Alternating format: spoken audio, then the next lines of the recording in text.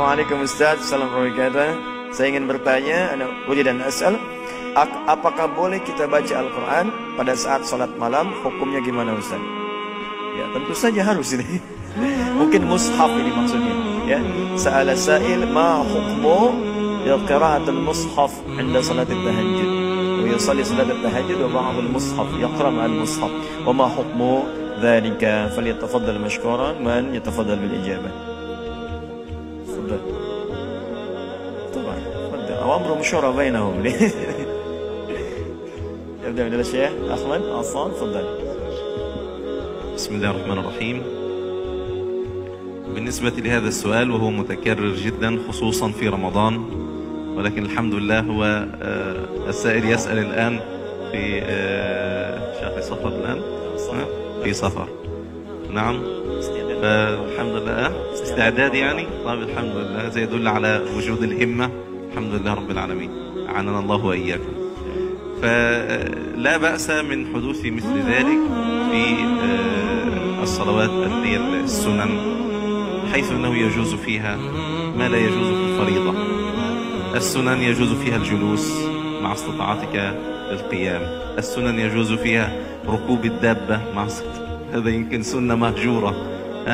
كذلك يجوز فيها أن يقرأ من المصحف، وأن يضع علامة أيضا في المصحف، لا بأس في حدود منفعة تعلمه.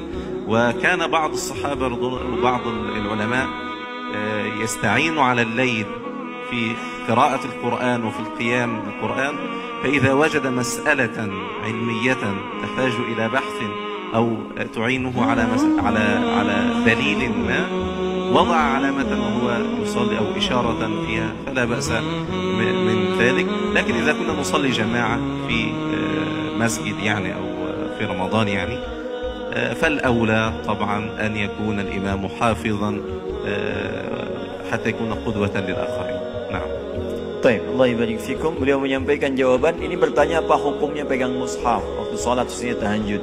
Ya, beliau menyampaikan tahajud itu masuk dalam sholat sunnah, dan ada perbedaan khusus yang spesial antara sunnah dengan fardu, yang tidak berlaku kemudian di sholat fardu bisa berlaku di sholat sunnah. Ya, misal dalam sholat fardu orang yang mampu berdiri tidak boleh duduk.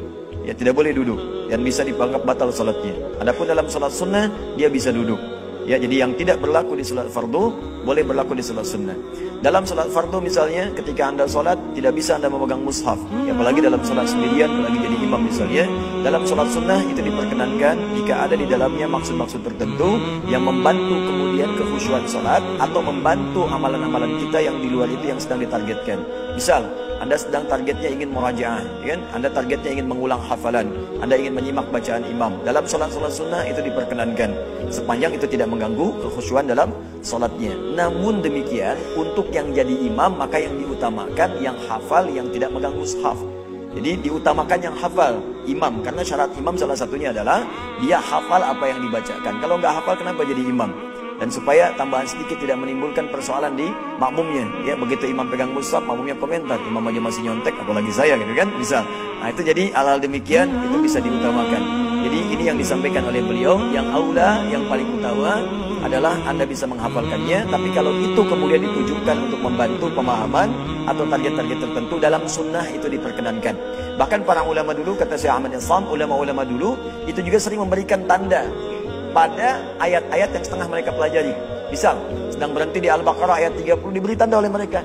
Ketika sulit memahaminya, dibawa dalam sholat malam atau dalam sholat tertentu. Mereka sholat, minta petunjuk kepada Allah memahaminya. Setelah itu kemudian datanglah kemudian jawaban-jawaban dari Allah, memberikan isyarat-isyarat, demikian maknanya. Ini banyak sekali yang dipraktikkan oleh para ulama, termasuk Al-Imam Al-Bukhari ketika akan menuliskan setiap satu dari hadisnya, maka beliau sholat terlebih dahulu, kemudian kalau tenang beliau kemudian tuliskan untuk meneruskan tulisan hadisnya.